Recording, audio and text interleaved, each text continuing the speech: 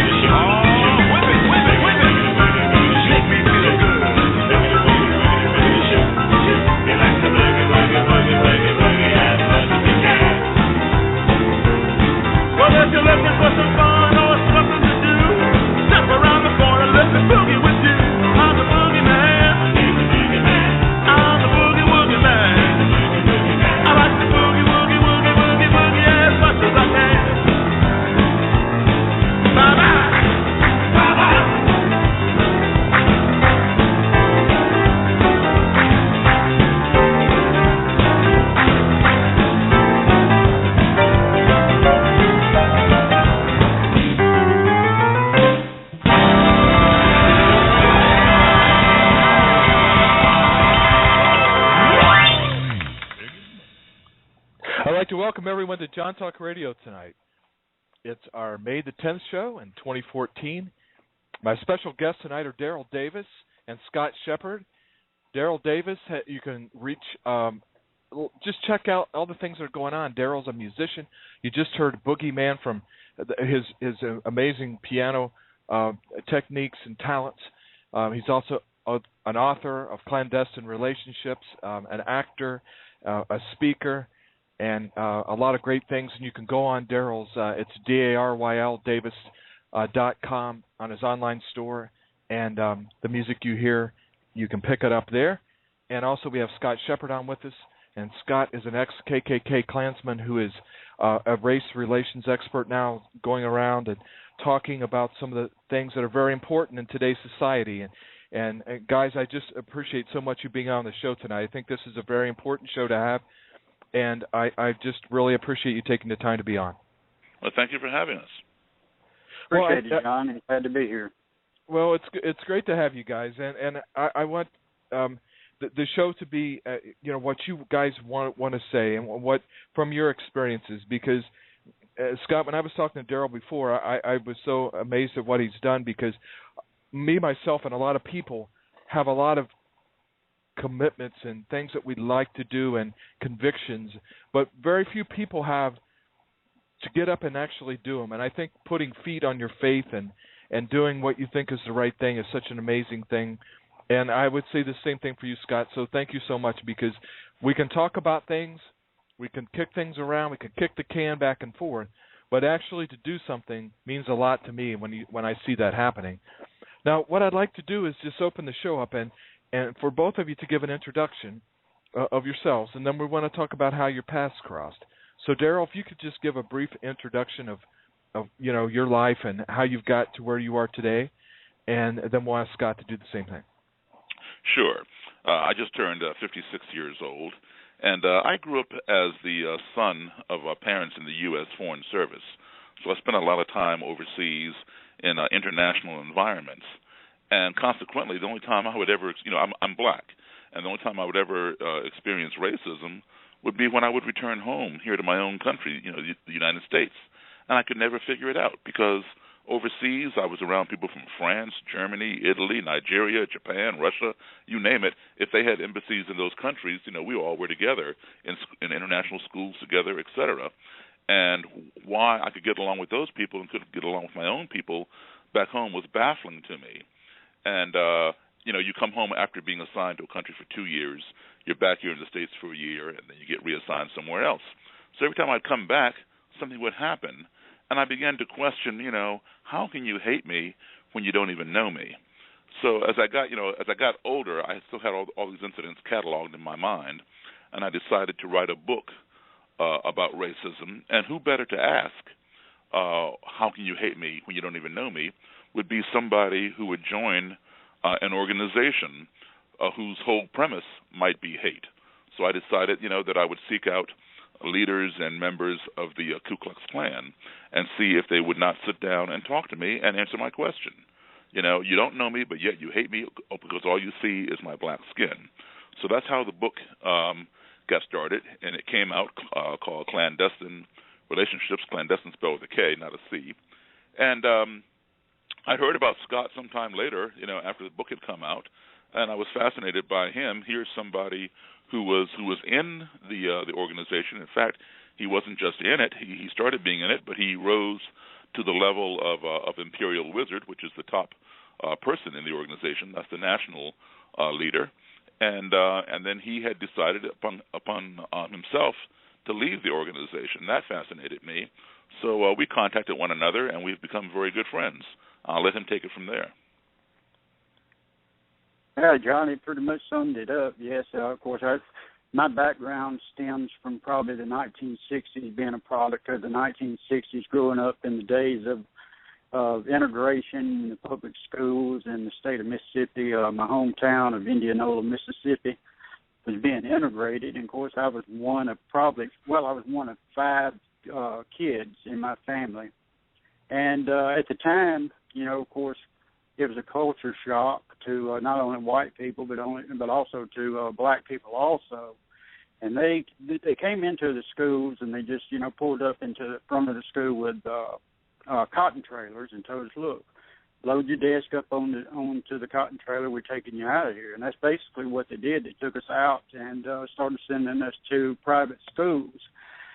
Of course, I came from a family where my mother and father were not racist or taught us any kind of racist ideas or anything at all, but the neighbors and the community in general, of course, the racism was there. And they brought us into the public private schools, with the exception of myself. There was 5 kids, and my family couldn't afford to send us all to private schools, So I ended up going to the predominantly black schools, and my town was divided by railroad tracks, like most Mississippi towns or still are. And I went down to the black section of town, and probably was one of 5 white students in the school. And like I said, it was a culture shock for myself and a culture shock for the black students too. And sure, we had problems and physical confrontations. And of course, I also came from a broken home, also an alcoholic family, and a lot of turmoil. this played a big part in myself because I grew up an unhappy child. I was not happy with myself. I did not like myself. And I reached out for something to make me feel better. I found myself a family within the white supremacists and the Ku Klux Klan, and that's where my negative path went for that organization. I came across Daryl Davis. I had heard about Daryl, and in my years in the Klan, and I remember hearing his story, and I said, well, excuse me, Daryl, but I said, who's this yo-yo? I mean, what? I don't understand this, and I didn't give it a whole lot of thought at the time. I just thought, it was just someone out there just lost his mind. But after I got out of the movement, I came across Daryl's story, like you said, the clandestine relationships in his book, and I read about him on the internet, and I contacted him. And probably one of the best things I did, because I've learned a lot from Daryl, and we have a great relationship and friendship, and I look forward to many, many more years of it. And happy birthday, Daryl. 56, you're 2 years older than me now. Thank you. Scott brings up a very important point there, John. He said, that his parents were not racist, so he wasn't raised that way. And see, that dispels the myth that a lot of people have. People think, well, he's in the Klan because his parents were in the Klan and their parents were in the Klan, so forth and so on. And that does happen. That does exist where it's passed down from generation to generation. But that's not the only reason. As you said, he came from a broken home or the environment in which he was in. So there are many, many different reasons why people join these organizations, and we should definitely dispel the myth that every Klansman or Klanswoman is stamped out of a standard cookie cutter. They come from all walks of life, all occupations, all educational levels, et cetera, et cetera. Well, that's really interesting because I really agree with that because, I know people that have grown up with, and it doesn't have to be the white supremacist or things like that, but they've grown up with a certain way of doing things. And, it's grandma did it this way and grandpa did it this way and, their parents did it this way. And it was very hard for people to break away from that, right. to turn.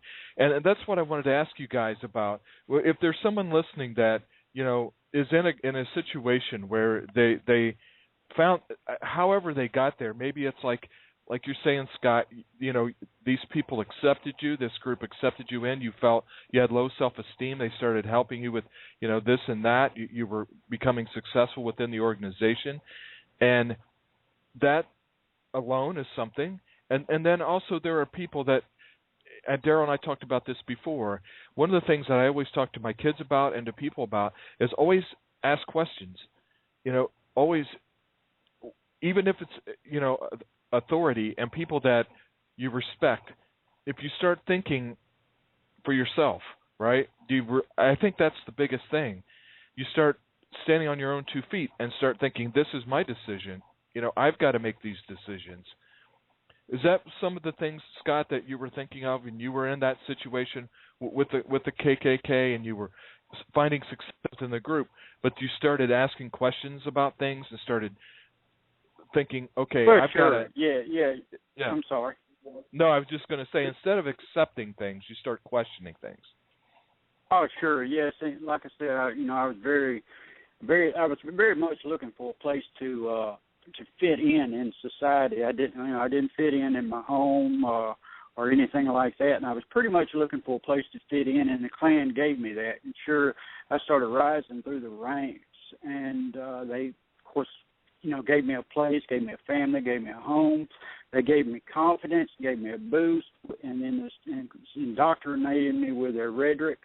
And you're right. I mean, that's what I was looking for, and I had a void in my life, and they filled it. And then, of course, over the years, there was always a doubt in my heart or in my mind and my heart. Do I really believe these things? And that kept popping up. That kept popping up over the years, and finally, just life circumstances, into to a certain time and a period in my life where things happened. It gave me an opportunity to really look at myself, and of course, not not being a person or an alcoholic at the time of my own, of course, I got in trouble with law enforcement, and they threw me into the court system. I got into the court system, and I said, I'm going to figure a way to get out of these charges. I got caught with a weapon also, and I went into an alcohol and drug treatment center for the main purpose of just getting out of trouble. But what I didn't realize was when I went in, I was going to come out a different person, and that's what happened. And when on the inside of that treatment center, I was able to sit down with other people of other races, other religions, and we had intimate conversations with each other. And not only did I realize that I did not actually know these people, and I knew nothing of them, I really found out what the true problem was. I did not have a problem with people of color. I did not have a problem with people of other religions. The problem was myself. The problem was Scott Shepard, and that's what I come to find out, and the problems that I was able to address and finally, leave the movement. What's your advice to people, Scott, today that find themselves in situations like that? I know that one of the things that impresses me about both you guys, whether it's your ability to listen and your ability to be patient with people and to not try to, cram things down people's throat or this is right and this is wrong and this is the way you should be. One of the things that, from what I've read is always the ability to be able to sit down and find common ground and find a place where you can look someone in the eye and talk to them. To me, that's one of the most important things.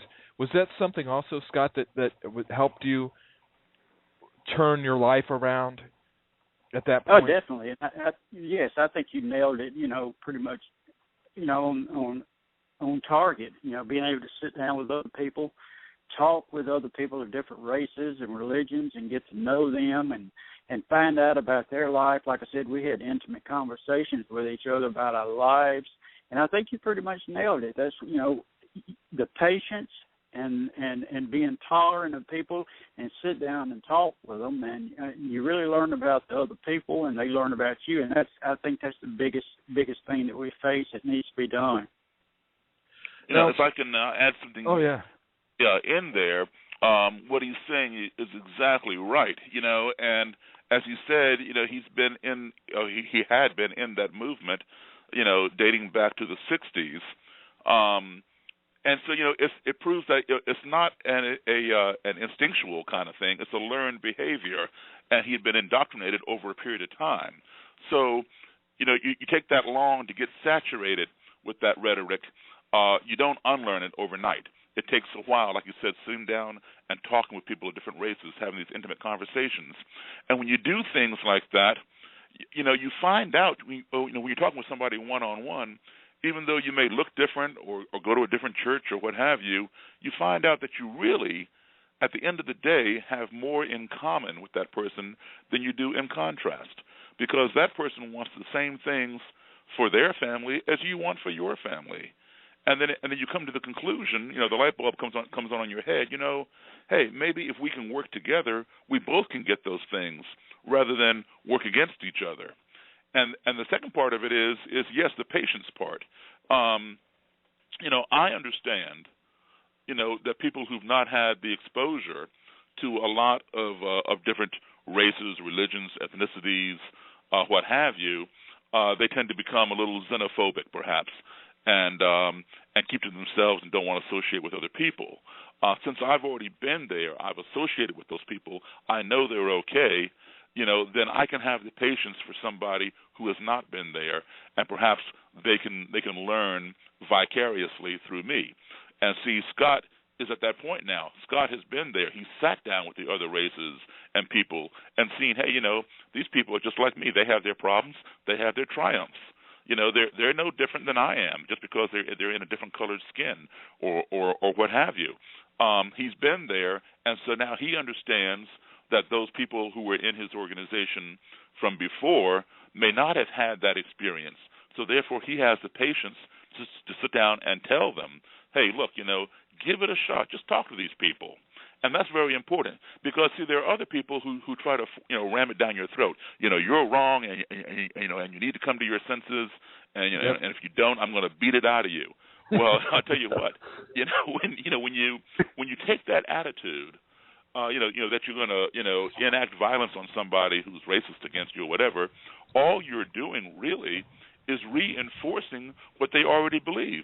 They already believe that you're violent and that you're that you're dangerous and you're dictatorial and all that kind of stuff. So when you force it on them, you simply prove their point.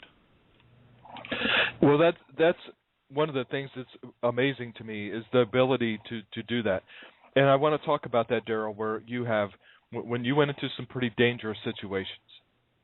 And could you share some of those with the listening audience?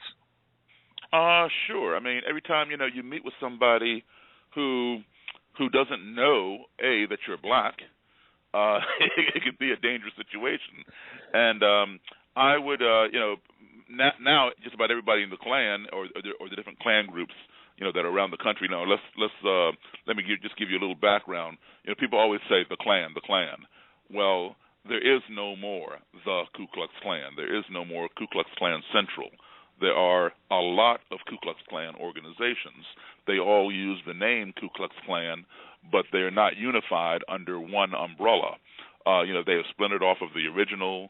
You might have the Dixie Knights of the Ku Klux Klan, the White Knights of the Ku Klux Klan, the Territorial Knights, on and on and on. And these are separate autonomous groups.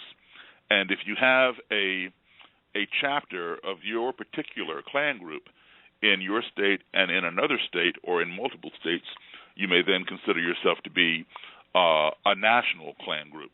And therefore, you appoint a national leader, which is known as the Imperial Wizard. And then for every state in which you have a chapter, you have a state leader, which is known as the Grand Dragon. So to us, it would be like a president or a governor. And then within the state, you have counties, and that individual is known as the Great Titan. And then within the counties, you have districts, or what they call claverns, and that leader is known as an Exalted Cyclops. So there are many different groups, all scattered throughout the country, and even in one state, you might have 3, 4, 5, 6 different Klan groups within that state. And the funny thing about it is, oftentimes these Klan groups do not get along with each other because each one thinks they're the real deal and the other one is a wannabe Klan, or somehow at the end of the day they basically have the same agenda, but they have different avenues of getting there. So what I try to do is I try to go to as many as I can, whether they're all in the same state or scattered about the U.S. Like a few weeks ago, I was out in Harrison, Arkansas, meeting with the National Klan group out there and their leader. And then before that, I was in Indiana, and then Pennsylvania. But some of these people, I know ahead of time. And today, like I said, most of them know that I'm black, if they hear the name Daryl Davis, because it's been out there for a while. But back when I was writing the book, I'd have my secretary, who was white, call them on the phone and say she works for this gentleman who's writing a book on the Klan. Would they consent to sitting down and speaking with me? And I instructed her not to tell the individuals, that I was black unless they asked. If they asked, go ahead and tell them. But if they didn't ask, don't give them any reason. The reason why I chose to do it that way, I could have called myself and said, hey, I'm writing a book on the Klan, would you sit down and talk to me? I didn't want to do it myself because I figured, they might pick up in my voice that I'm black and then say, no, I'm not talking to you, and hang up the phone. And then my project would have ended before it even got started. But I knew that if I had my secretary call, they would automatically know by her voice that she's white. And the mentality would not allow them immediately to think that this white woman was working for a black man, especially one who's writing a book on the Klan, because there were no black men writing books on the Klan. I was the first. There had been two books written by black authors that dealt with the Klan, but each author dealt with the Klan from the perspective of escaping a lynching, one in the 1930s and one in the 1940s, but not from the perspective of sitting down and speaking face-to-face in the same room with their potential would-be lynchers, and that's what I wanted to do.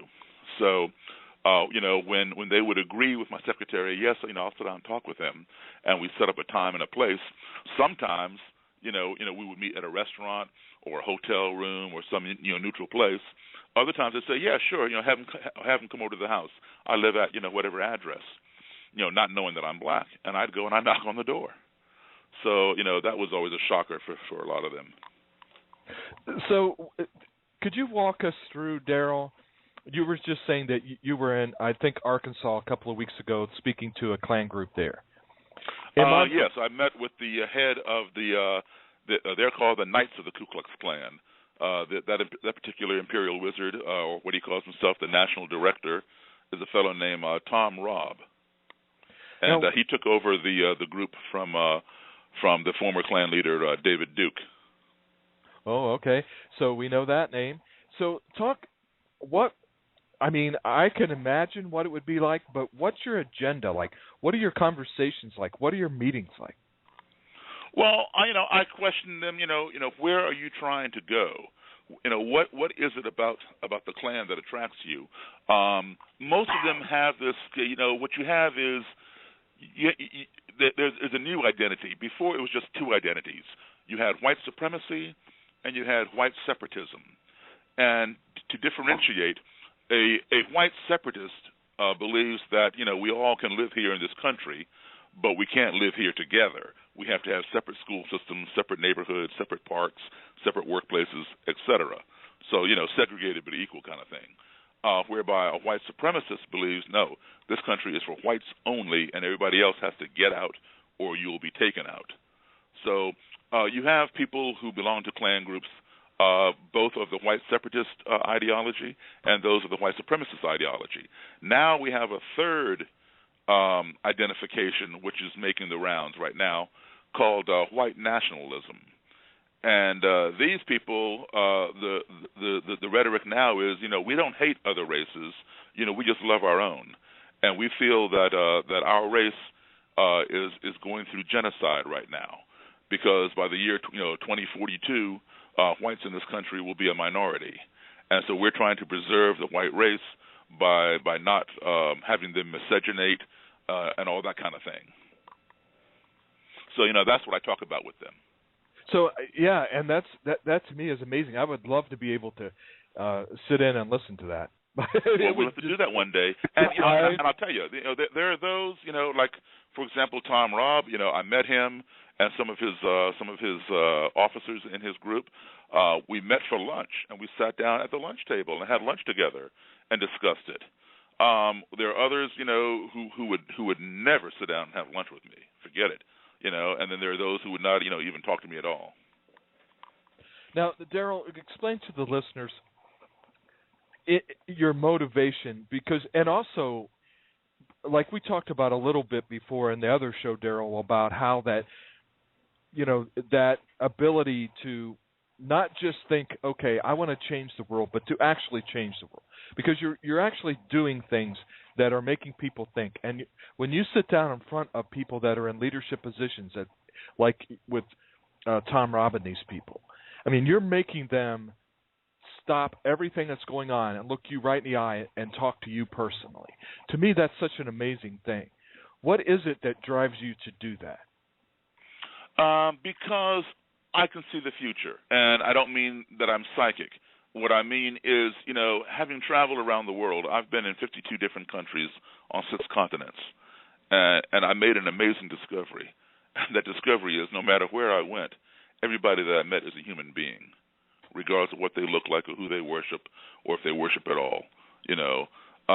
That's, I knew that all along, but that was my discovery. And I realized that many people don't understand that, don't appreciate that. And I realized, that in order for this world to survive, in order for our country to survive, we have to respect one another. We have to get along with one another. We don't have to worry so much about external terrorists coming in here and destroying us. They've already done a little bit of that. But we are going to self-destruct if we don't get our acts together and start working with one another. And what I see a lot is when I deal with neo-Nazis or people in the Klan or other white supremacist types or even black supremacist types, what they're saying is, I don't want my grandkids to be brown. And they're seeing the browning of America. And when you have been in the seat of power on the throne for so long, for 400 years or what have you, and all of a sudden the legs to your throne, to your chair, are being whittled down, and you're getting closer and closer to the peasants, on the ground, it starts to bother you because you're going to lose that majority. And, what happens when you become an equal? What happens when you become a minority? That's something very, very frightening.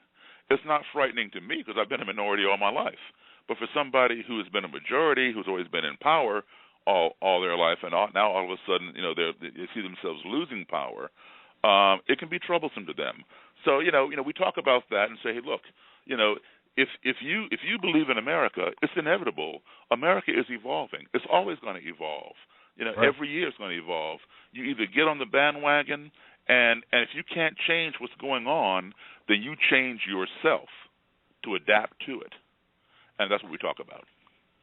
Well, my guests, Daryl Davis and Scott Shepard, and you can go on DarylDavis.com. Daryl is spelled with a D-A-R-Y-L, and check out his book, Clandestine Relationships, and it is with a K. And also I have Scott Shepard on, who is an ex-KKK Klansman, and we are having a great conversation. Guys, we'll take a music break, and we'll be right back after this. And please come back for the second part of the interview, the people that are listening, because we have some great things to talk about. And we'll be right back after this. Love, love, love, yeah. Love, love, love, love, love, love, love, love. Listen. There's nothing you can do that can't be done. Nothing you can sing that can't be sung. Nothing you can say, but you can learn how to play the game. It's easy.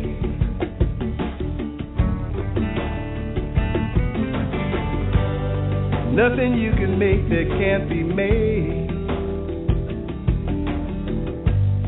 No one you can save that can't be saved. Nothing you can do, but you can learn how to be you inside. It's easy. Yes, it's easy. All you need is love. All you need is love. All you need is love. Sweet love. Love is all you need. Love, love, love. Love, love, love. Love, love, love, love, love.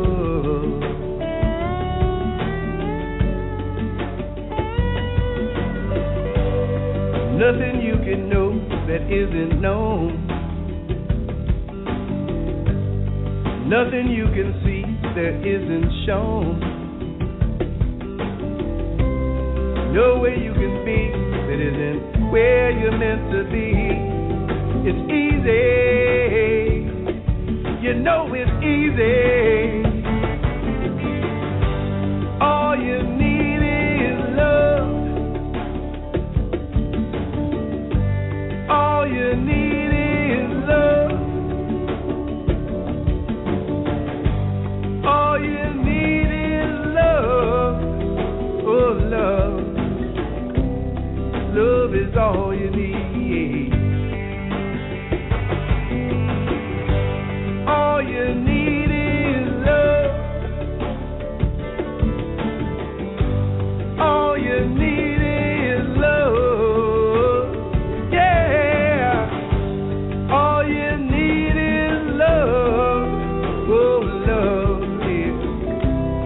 Love is all you need. Love, love, love. Love, love, love. Love is all you need.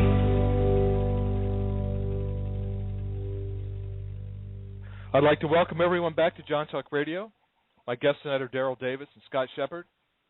And you can check Daryl out on his website, daryldavis.com. And Scott, I'd like to start this second part of the interview off with you. And with your experiences, I think one of the most incredible things about life and about being able to share conversations with people is that people take their lives and their experiences, whether they're good or bad or whatever, and make positive steps forward. What is your advice, Scott, to people, just the average person out there, can do to help in the road to end racism? What are some of the small things that just anybody can do?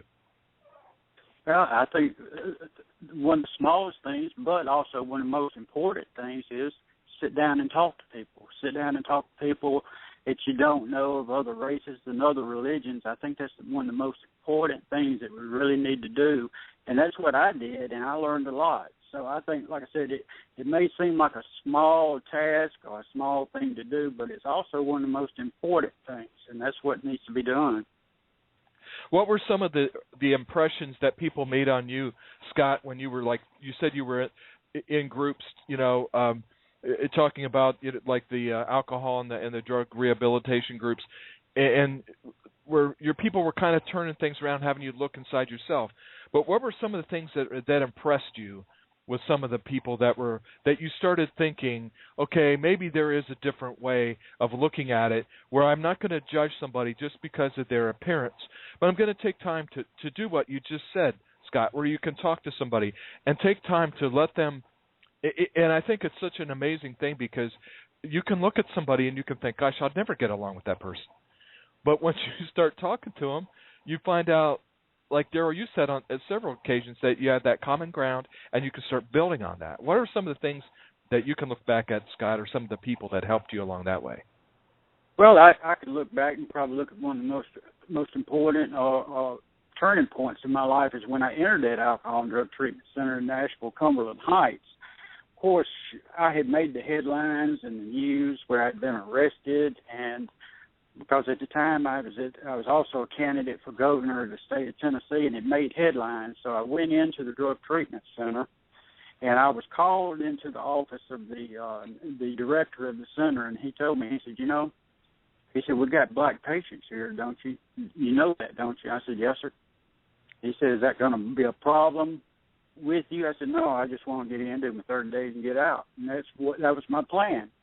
And of course, the center is set up. It's not a hospital setting. It's a nice place. It's got cabins and things like that.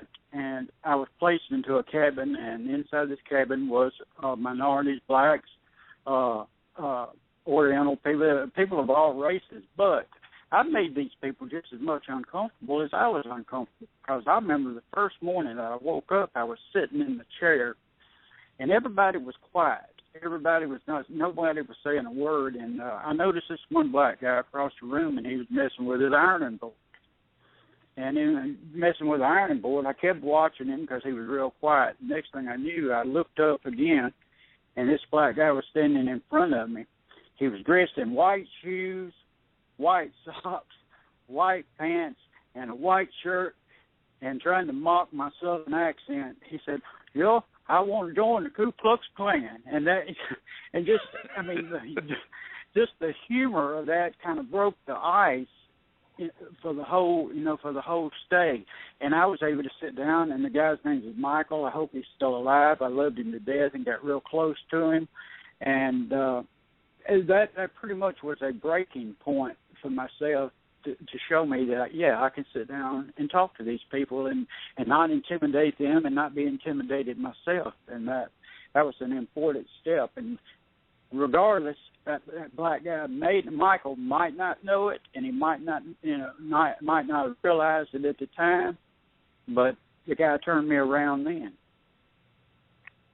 That's just an amazing story. I mean, it could have gone the other way. It could have gone, like Daryl was saying, it could have been confrontational, but it wasn't. Sure, definitely. Yeah. Yes, it could have been. It could have been confrontational, and like I said, they were just as much. And not only the blacks, but the whites inside the treatment center too. They were all all felt uncomfortable with me coming there, and I felt the same. And then I even told them I was going to Vanderbilt, the news, so the news wouldn't follow me, and ended up at Cumberland Heights. But they also told me at Cumberland Heights they knew I was coming there. So, you know, I don't know if they prepared anybody or not, but the guy turned me around, really did. So what was it like from that point on, Scott, if you don't mind talking about it? I mean, from that point where you started understanding that there was more than what you were told, and your beliefs, and that there was equality and to treat people equally, that couldn't have been an easy step to go back into the world and outside of the treatment center. What was that like? Well, inside the treatment center, yes, I was exposed to counselors, group therapy, meetings with, you know, one-on-one meetings with counselors, not just group. And, I mean, I was able to explore and look, like looking at myself in the mirror and asking, you know, what is really wrong here? Because once I was inside the treatment center, I started having some, you know, very conflicting emotions. And, oh, yes, I cried a lot, you know, more than once, and learned a lot. And that, like I said, that is pretty much what turned me around. But when I got on the outside of the treatment center, my racist life really did not end when I was inside the treatment center. It took me a couple of years, between 2 and maybe 4 years, to really grasp what had happened to me inside that treatment center, because I was really torn. It was like, you know, here I was. This was a family. The Ku Klux Klan was a family. They took me in, became my family, and now what was I doing? I walked out of that treatment center, and I was leaving the family. I was actually doing exactly what, you know, attracted me to the Klan. I was ended up without a family again. But this time I had my head on straight. I knew what was wrong, and I knew what I had to work on. And I went, like I said, I went in one person and came out another, and it wasn't easy. It was not easy at all. But with work and continue visits and talks with people, sure, I was able to get through it. I agree with the fact, Scott, that it's just like it's not an overnight thing with anyone. I mean, we're all human, and we all have all kinds of thoughts and things that go on and through us all the time. And people, I think it's important to understand that things aren't just going to change like a bolt of lightning and everything's going to be different, because you have to, like I think you said, Daryl, there's a learned behavior. And right, you have to unlearn it.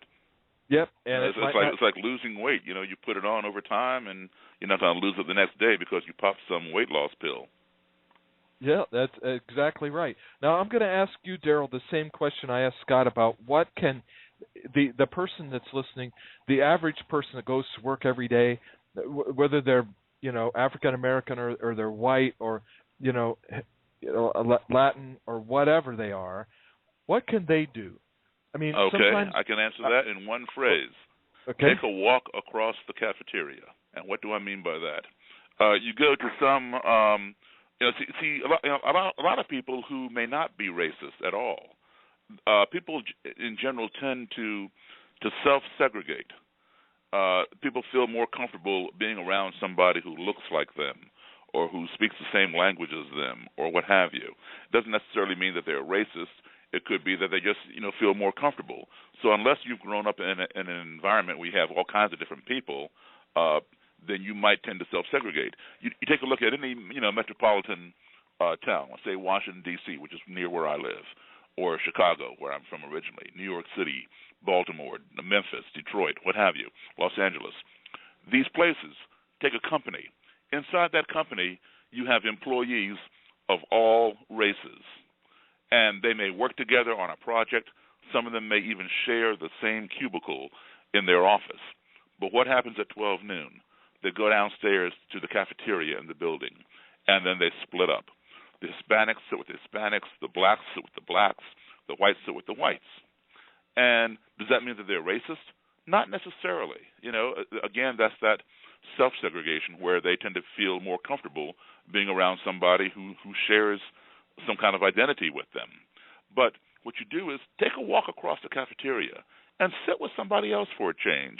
See what they're all about, because everybody has something to teach and everybody has something to learn. And the beauty of it is when those two things are exchanged, because we all are puzzle pieces, and the puzzle is not complete until those pieces get linked up. That's a great point. What do you think about that, Scott?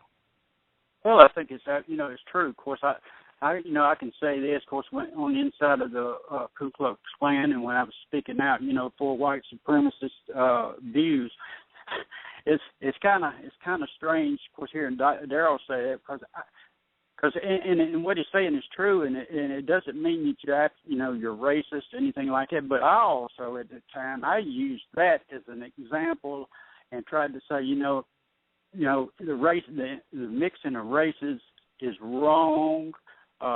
Only separation of the races should ever take place, and I use that as an example. You go to a public cafeteria, and people of blacks are sitting together, whites are sitting together. But like Daryl said, it doesn't mean you're racist. It means that you're just more comfortable with your own kind. But yes, go ahead, walk across the cafeteria, sit down with those people, and talk to them and get to know them. And like I said, talking is one of the most important things. One thing I'll say is when two enemies are talking, they're not fighting. That's a great point. They may be disagreeing, but they're talking. They're not fighting. It's when the talking ceases that the ground becomes fertile for violence and things like that. But as long as you're talking, as long as you keep the lines of communication open, you're not fighting. And hopefully, during that conversation, you come across things that you have in common, and the need or desire to fight, it gets diminished. What are some of the things, Daryl and Scott, that you do to build on that? When you are talking and you find positive things that you agree on, you have to be able to cultivate that and to get that to grow. How do you do that? Scott, you go ahead. Go ahead. No, go ahead, Daryl. I'm sorry. Okay. Well, I would find something in common, something that has no discriminatory powers. For example, like Scott mentioned, alcohol and drugs. Alcohol and drugs do not discriminate. They affect blacks the same way they affect whites or Hispanics or Asians or anybody else. And so you find somebody, who's having, that kind of a situation, and you can share, hey, you know what? I'm in that same situation. Let's talk about it. What did you do to get sober, or how do you deal with this? Or whatever you find in common. Whether it's drugs or alcohol, or you all like the same kind of movie, or you like the same song, the same movie, the same music, whatever. You build upon the commonality. And the more you build upon the commonality, the less the differences matter. Well, because Daryl, they begin to see you as a human being. Absolutely. And you hit one thing I was going to ask next. How, to me, it's such a big thing, but the power of music to reach people, to be able to cross boundaries. Talk about that. How amazing that is. You being a musician, you've got to totally see that amazing. a lot. I'll tell you two quick stories. The first time I met a Klansman was in this bar. I was playing in a country western bar, and it was an all-white bar. When I say all-white, I don't mean that blacks couldn't go in there. I mean that blacks did not go in there by their own choice, and it was a good choice because they were not welcome. But here I was in this place, and I was the only black guy in there, only black guy in the band, only black guy in the whole bar. And on the first break, I was heading to a table to sit down, and this white gentleman came up behind me and put his arm around my shoulder, and he said, I really like your all's music. And I said, well, thank you, I appreciate that, and shook his hand. And he said, I've seen this band before, but I've never seen you before. Where'd you come from? And I said, well, I just joined the band about a little bit ago. And he says, well, yeah, I never seen you before. And he says, this is the first time I ever heard a black man play piano like Jerry Lee Lewis. And I wasn't offended, but I was kind of, surprised. Like, well, has this guy never seen Fats Domino or Little Richard or, whatever? And I said, well, how was that? He goes, well, I ain't never heard no black man play piano like Jerry Lee Lewis, and you're doing it. And I said, well, Jerry Lee Lewis learned that style from the same place I did. And he said, well, where's that? And I said, from black blues and boogie-woogie piano players. That's where rock and roll came from. And the guy, disputed me and, no, Jerry Lee invented that. He didn't learn nothing like that from black people. And we argued back and forth. I told the man, that I've known Jerry Lee Lewis personally since I was 13 years old. He's a good friend of mine. He's told me himself, well, the guy didn't buy it, but he wanted to buy me a drink. And I went to his table and had a drink with him. It turns out, I don't drink alcohol, but I had a cranberry juice. And turns out he was a member of the Klan. But he was drawn to me because he was fascinated with my ability to play the piano that way. He'd just never been exposed to a black musician playing that kind of music, not realizing that it was blacks who created rock and roll, and was whites who promoted it. Elvis Presley used to go down on Beale Street in Memphis and listen to all these black blues and people like that. And Elvis became the greatest, promoter of rock and roll and probably the most well-known rock and roller. But it was those like Chuck Berry and Little Richard and Fats Domino and Bo Diddley who actually invented the music. So he was fascinated with me, and we developed a friendship over time. And to give you another example that that can be applied, if you work for a computer company or you work for a bank or whatever, and you have a party, all the people at your party are going to be either bank oriented or computer oriented. You might have hardware people, IT people, software people, programmers, computer sales, all computer oriented people. But when you go to hear music in a bar or in a nightclub or whatever, whether it's a live band or a DJ, everybody's going to be there because everybody likes music. There are going to be computer people there. There are going to be bankers there. There are going to be restaurateurs, counselors. Every vocation will be there because everybody likes music.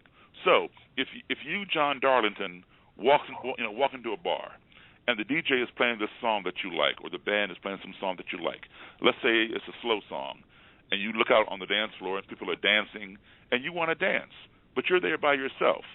And so you want to dance. You look around. You see if you see any single lady, that you might ask to dance. So you see this one single lady sitting at the bar, and she's patting her foot or patting her hand on the bar. Obviously, she likes the song, and you don't know her, but you walk up to her and say, "Hey, would you care to dance?" And she says, "Yeah, sure." So you come out there on the dance floor, and you get your arms around her. She has her arms around you. You don't know each other, but that music has brought you together. All right. And you dance around, the song ends, you escort her back to her seat like a gentleman, and you say, "Hey, my name is John Darlington," and she says her name is whatever, and she says to you, so what do you do? And you say, "Well, I'm a busboy at Joe's Steakhouse down the street." And, what do you do? And she tells you she's a vice president for the Eastern region of Microsoft or something. Well, guess what? You're making less than $10,000 a year, and she's making over $250,000 a year. Where would two people that diverse be brought that close together? Music did it, and you all didn't even know each other. So music does soothe the savage beast. Yeah, that's a great point, and I've seen that happen. I mean, I have too. I've experienced it, and it's just amazing. Well, guys, we have just a short period of time left. About 6 minutes left, and I just want to thank both of you for taking your time. This has been an amazing show. I've learned a lot. I really appreciate what you guys have both done, and I want to thank both of you for what you're doing today. Well, thank you. Well, and it's my pleasure. I'm going to ask you I both. I appreciate the opportunity. Well, it's great having you on, Scott, and I want to ask both of you. I'm going to give you, just closing statements to say what you would like to say. I know there's been some racism things in the news recently with, the L.A. Clippers and that kind of thing, and the shooting at the Jewish Center and things that have made headlines. And I just like you guys to take time, in your closing statements, just to talk about, what we can do together as a group of people to end that kind of stuff and to make it a better place. Scott, would you like to start off? Sure. Of course, you mentioned the shootings, of course, in Kansas. I knew that guy personally, and years ago he stood out as a violent person then, and, of course, a lot of people didn't have anything to do with him, and I was one. But, you can't really look at that man and lump everybody into the same category, because I think that man has some mental problems, other than his racism. But I think one of the main things, like I said, we just need to sit down and talk with each other and get to know each other, find out what makes this person tick, what makes yourself tick, your common ground, and then build from that. Daryl made a good point about the music. I could go on and on about that, but time's short. You know, I've seen the music work from being from the Delta Blues to Memphis. I've seen what music and the blues can do as far as race relations, and I think we just need to just build from where we're going, getting to know each other, and go forward and never give up. Never give up. That's great advice. Thanks, Scott. Daryl? I agree 100% there with Scott. Never give up. You know, always pursue that conversation. And one thing that we tend to do in this country is we put a lot of taboos on a lot of subjects. Sex education in schools, talking about racism. These are not common, you know, coffee table topics, but they need to be. They need to be. We need to take the taboo off so we can become more well informed. When I was in high school or whatever back then, you had to bring a signed note in from your parents if you wanted to take sex ed. You know, that was a big issue. It was taboo. Today, sex ed is commonplace in schools.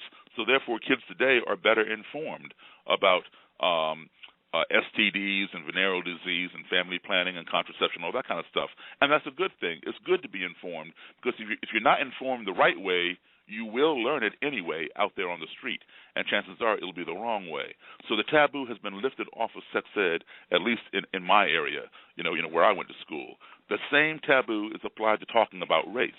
That taboo needs to be lifted up, and everybody needs to be able to talk, you know, unafraid, and turn all their cards up, face up on the table, and talk about what they fear or what they feel, and that way those issues can be addressed. I couldn't agree more. I think it's such an amazing thing to be able to just sit down, and sometimes it's not easy. And that's why I think you guys are doing such a great job, because that initial contact with people and that initial breaking the ice is not going to be easy, but it's going to be so valuable down the road. Absolutely. Well, guys, thank you so much. I appreciate it. We'll have to do this again. I would love to have you back on. And love to do it. Well, thanks, and you guys have a great evening. I want to thank everyone for listening. My guests are Daryl Davis and Scott Shepard. This interview will be in podcast about 10 minutes after the 7 o'clock tonight. So want everybody to share it with your friends and family and get the conversation going. Thank you so much, guys, and have a great evening, and thanks for listening tonight. Thank you. Thank you. Bye-bye.